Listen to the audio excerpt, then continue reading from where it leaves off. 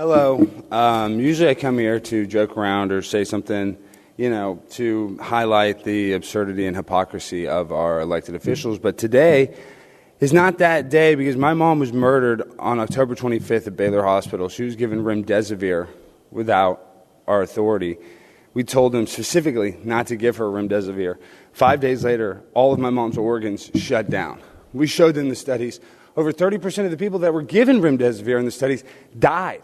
We told the doctor, the infectious disease specialist, do not give my mom remdesivir. Guess what they did? They gave her a 5-day cycle, and my mom is dead. She's dead. She died at Baylor Hospital, tied to a bed with a ventilator stuck to her, taped to her face with her hands tied to the bed because she was ripping it off.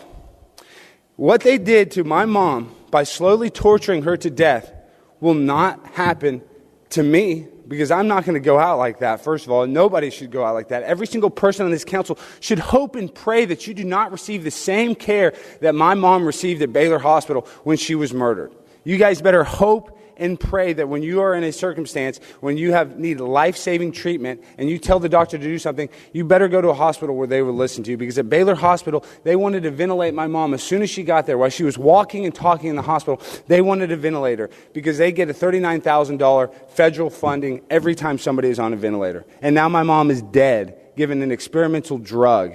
And so now I have to live with this pain every single day for the rest of my life. So I wrote a little poem to honor my mom.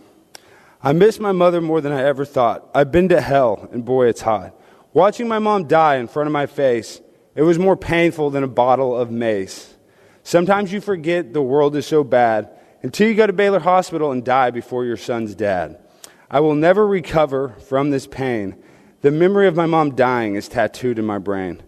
I don't wish this hurt on any mortal soul. The feeling is empty, like a shattered bowl. I lost my number one fan on the earth. Without my mother, I feel little worth. Please don't let my mom die in worthless vain. Baylor Hospital killed her with a side of extra pain. My story is not unique in the slightest. So hug your mom and dad while they're still the brightest. Because my mom is dead and my heart is broken, you can lose a loved one before you finish that cig that you're smoking. And I'm telling you guys, we told these doctors at Baylor Hospital, do not give my mom remdesivir. 5 days later, tied to a bed, all of her organs failed, and she died in my arm. I watched my mom turn gray. And now that I've been to hell and back, my mom will not die in vain. And the people at Baylor Hospital, they will know what they did was wrong, because I will bring and highlight the travesty of the murder of Kelly Fahey Stein by the hands of Baylor Hospital in Dallas, Texas. So my mom will not die in vain. R.I.P. Mom, I miss you more than anything in this entire world, and you shouldn't have had to die at 60 years old. Thank you. Thank you. Thomas Lamberth.